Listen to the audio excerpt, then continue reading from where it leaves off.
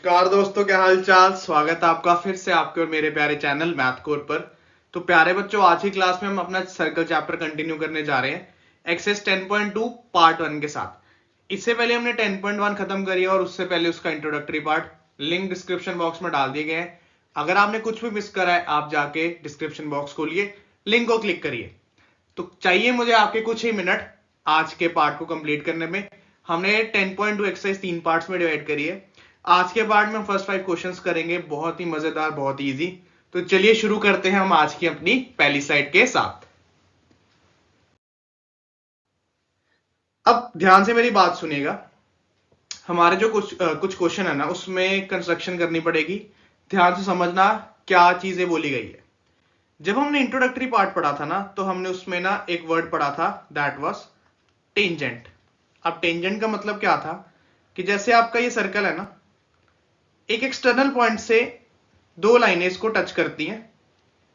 एक तो ये दोनों लाइंस की क्या होती थी, लेंथ आपस में बराबर, जो कि हमारी थ्योरम 10.2 थी।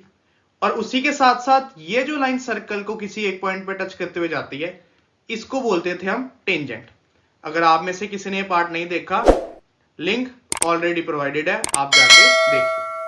अब क्वेश्चन नंबर 1 हमें ये कहता है, from a point Q the length of the tangent to a circle is 24 centimetre. ध्यान से सुनिएगा मेरी बात। कहते हैं एक पॉइंट क्यू है जिससे टेंजेंट की लेंथ 24 सेंटीमीटर है। मान लेते हैं ये एक पॉइंट क्यू है जिससे टेंजेंट की लेंथ कितनी बोली गई है प्यारे बच्चों, वो बोली गई है 24 centimetre. And distance of Q from the centre is 25 centimetre. और जो क्यू का डिस्टेंस सेंटर से है वो हमें दिया गया 25 सेंटीमीटर, ये ओ है। हमने क्या करा, टेंजेंट और रेडियस को पॉइंट पी से ज्वाइन कर दिया। कहता आपको रेडियस फाइंड करना है, यानी कि ओपी की वैल्यू फाइंड आउट करनी है। अब तुम्हें यह भी पता है कि जो ओपी है वो पीक्यू के परपेंडिकुलर है, क्योंकि टेंजेंट और रेडियस जहां मीट करते हैं वहां पे राइट एंगल बनाते हैं। ये भी हमने इंट्रोडक्टरी पार्ट में पढ़ा था। तो अब तुम्हें यह समझ आ गया कि यहां पे बन रहा है राइट एंगल, यानी कि ट्राइंगल ओपीक्यू क्या है, आपका एक राइट एंगल्ड ट्राइंगल। तो राइट एंगल ट्राइंगल है, तो इसका मतलब हम लगाएंगे यहां पे Pythagoras theorem, that is hypotenuse का square is equal to perpendicular का स्क्वायर प्लस बेस का स्क्वायर। हाइपोटेन्यूज 25, परपेंडिकुलर हमें फाइंड आउट करना है, बेस हमारा 24, तो 25 का स्क्वायर 625, 24 का स्क्वायर 576, 576 को ले जाओ राइट साइड पे, सॉरी लेफ्ट हैंड साइड, तो 625 minus 576 is equal to OP square, minus करके आया 49 is equal to OP square. अब दोनों साइड पे लिया अंडर रूट, तो ओपी आ गया आपका जी 7 सेंटीमीटर। यानी कि जो आपका सर्कल का रेडियस आया वो आया 7 सेंटीमीटर। इतना सा पार्ट था, इतना सा सिंपल। एक बार आप देख लो, फिर हम चलते हैं हमारे नेक्स्ट स्लाइड पर। आप एक बार क्वेश्चन पढ़ो, फिगर देखो, तुम्हें मैं क्वेश्चन समझाता हूं। बहुत ही मजेदार, बहुत ही प्यारा सा क्वेश्चन है। कहता दो टेंजेंट है टीपी और टीक्यू। मैं तुम्हें हाईलाइट करके दिखाता हूं। ये दो टेंजेंट है टीपी और TQ to a circle with centre O so that angle POQ is 110 degree. ये दिया गया। कहता है एंगल पीटीक्यू ये वाला निकालना है। अब तुम्हें पता है कि जो ये पीओ क्यू टी है, ये क्वाड्रिलेटरल दिख रहा है। जो पीओ क्यू टी है, ये हमें क्या दिख रहा है प्यारे बच्चों, ये हमें दिख रहा है क्वाड्रिलेटरल। अगर ये क्वाड्रिलेटरल है तो OP radius, PT tangent, OQ radius, TQ tangent. इसका मतलब हुआ OP is perpendicular to TP and OQ is perpendicular to TQ because radius और टेंजेंट आपस में क्या होते हैं, राइट एंगल्स, राइट एंगल्स पे फॉर्म होते हैं। तो यहां पे हमारे पास आ गया कि in quadrilateral TPOQ angle P plus angle O plus angle Q plus angle T is equal to 360 degree. This is the angle sum property of a quadrilateral. ठीक है। अब P हमें पता है राइट एंगल है, क्योंकि टेंजेंट और radius meet कर रहे हैं। O हमें पता है 110 डिग्री है, Q भी हमें पता है 90 डिग्री है, प्लस T हमने निकालना है इज इक्वल टू 360 डिग्री। तो ये आ गया एंगल T प्लस 90 90 180। 180 में प्यारे बच्चों 110 ऐड करोगे तो आपका आंसर आएगा 290 डिग्री।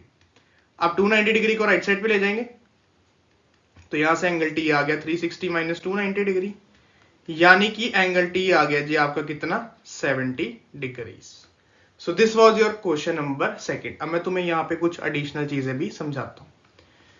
जब हम इस तरह के कोऑर्डिनेटर लेते हैं ना, तो हम क्या करते हैं, ओटी को ज्वाइन कर देते हैं ताकि दो ट्राइंगल्स बन जाए, इनको कॉन्ग्रुएंट कर लेते हैं, और कॉन्ग्रुएंसी से क्या करते हैं, ये एंगल 1 और ये एंगल 2 सीपीसीटी से इक्वल, उसी तरह से ये एंगल 3 और ये एंगल 4 भी सीपीसीटी से इक्वल कर लेते हैं। अब आप कहेंगे जी यहाँ पे इसका यूज क्या है, ये तुम्हें आगे पता चलेगा कि इसका यूज क्या है। इसको एक बार ये आराम से ध्यान से देख लो।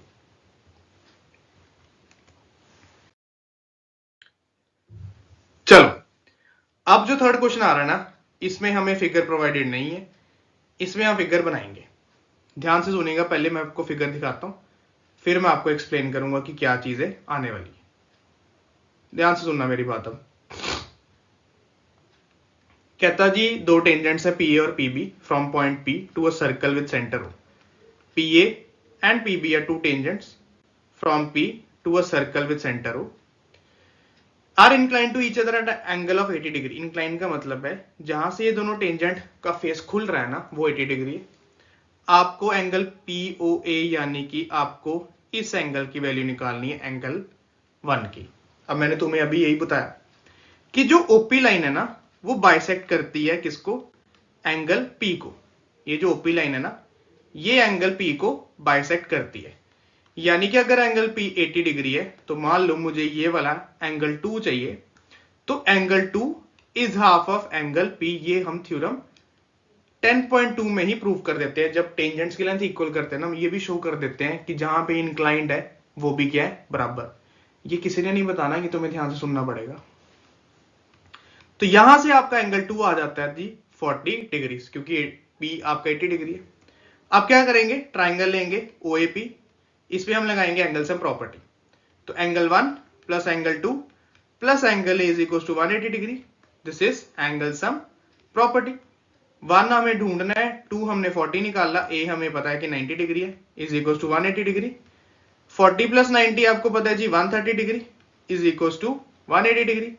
अब 180 डिग्री आप 130 डिग्री का राइट साइड पे, तो 130 माइनस 180 इज 50 डिग्रीज। यानी कि ये जो एंगल 1 है, ये आपका कितना है जी 50 डिग्री। ये इंपॉर्टेंट बात है, ये किसी ने नहीं आपको एक्सप्लेन करनी। ध्यान से एक बारी देखो, समझो, साथ साथ में चाय पियो। ठीक है जी, चलो बढ़ते हैं हमारे क्वेश्चन नंबर 4 पे।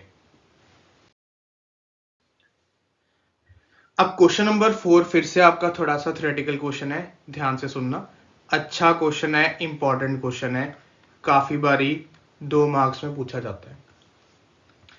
कहता ये एक सर्कल है, ये सर्कल का डायमीटर, कहता डायमीटर पे जो ये दो टेंजेंट्स बन रहे हैं ना, प्रूव करना है कि ये जो दो टेंजेंट्स है ना, ए बी और सी डी, ये आपस में पैरेलल है।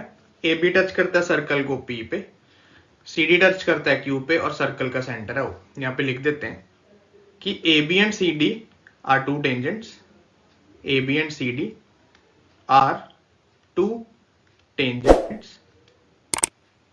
प्रूव ये करना है कि ए बी और सी डी पैरेलल आए। अब फोकस करते हैं पैरेलल पे। जब भी किसी दो लाइंस को पैरेलल प्रूव करना होता है ना, हमारे पास दो तरह की कंडीशंस होती हैं, या तो उसका ऑल्टरनेट एंगल इक्वल कर लो, या उसका कॉरेस्पॉन्डिंग एंगल इक्वल कर लो। बहुत इंपॉर्टेंट कंसेप्ट समझा रहा हूं। अगर आपको कभी भी कोई दो साइड्स को पैरेलल शो करना है ना, या तो उसका कॉरेस्पॉन्डिंग एंगल इक्वल कर लो, या फिर उसके ऑल्टरनेट एंगल्स इक्वल कर लो। अगर दोनों में से आपने कोई भी सिचुएशन कर ली ना प्रूफ, आपकी लाइंस पैरेलल हो जाएंगी। अब सुनना आगे। अब प्रूफ में कैसे करना है, हमें यह पता है कि जो OQ है वो परपेंडिकुलर है CD के, बिकॉज OQ है हमारा रेडियस और CD है हमारा टेंजेंट।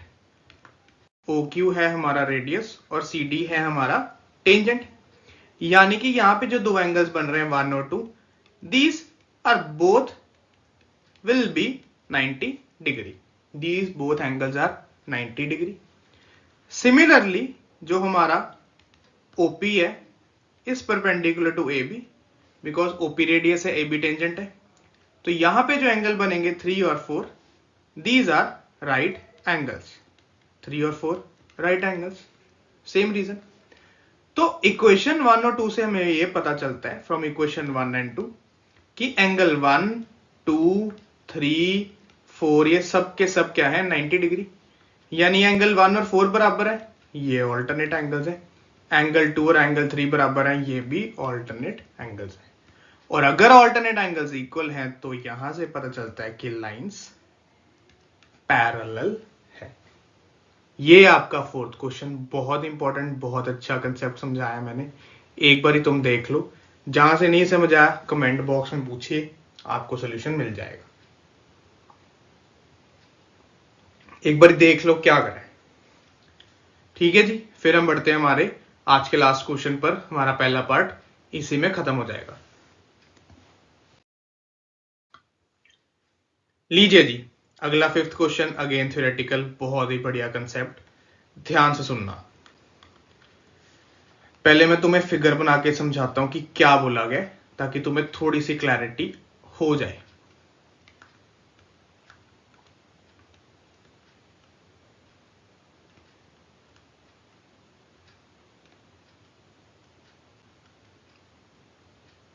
चलो जी सुनिएगा ध्यान से। कहता prove that the perpendicular at the point of contact to the tangent to a circle passes through the centre. कहता जो पीओ है ना, ये पास करनी चाहिए सेंटर से।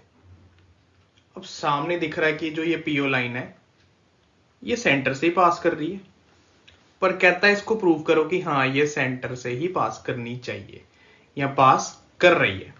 कहता प्रूव करो कि ये सेंटर से ही पास करती दिखे। पर अब होता क्या है कि अगर इसने कुछ बोल दिया ना, जो चीज हमें पता है वही प्रूव करनी है, तो हम इन चीजों को सॉल्व करते हैं कॉन्ट्राडिक्शन मेथड से। कॉन्ट्राडिक्शन मेथड क्या होता है, हम मानते कुछ है और उस चीज को गलत प्रूव कर देते हैं, और जो इसने बोला होता है वही सही चीज प्रूव।